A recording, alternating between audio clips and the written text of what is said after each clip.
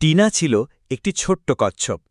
সে অনেক ধীরে হাঁটত, কিন্তু ছিল খুব পরিশ্রমী ও ধৈর্যশীল। বনের অন্যান্য প্রাণীরা তাকে নিয়ে হাসাহাসি করত। খরগোশ রিকি বলতো, এই টিনার গতি দেখে তো ঘুম পেয়ে যায়, রেসে নামলেও কিছু হবে না। একদিন বনে একটি দৌড় প্রতিযোগিতার আয়োজন হল। রিকি খরগোশ বলল, চলো দেখি কে আগে পৌঁছায়। টিনা, তুমিও এসো, মজা হবে।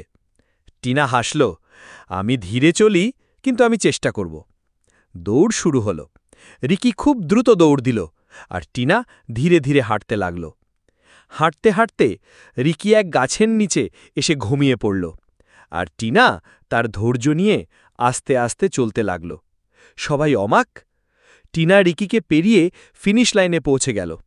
রিকি ঘুম থেকে উঠে ছুটে এলো, কিন্তু ততক্ষণে টিনা বিজয়ী। রিকি লজ্জিত হয়ে বলল, টিনা, আমি ভুল করেছি, তুমি সত্যিই দারুণ করেছ। টিনা হাসল, যদি আমরা কখনো হাল না ছাড়ি তাহলে আমরা অবশ্যই জিতব। সেই দিন থেকে বনের সবাই টিনাকে সম্মান করতে শুরু করল।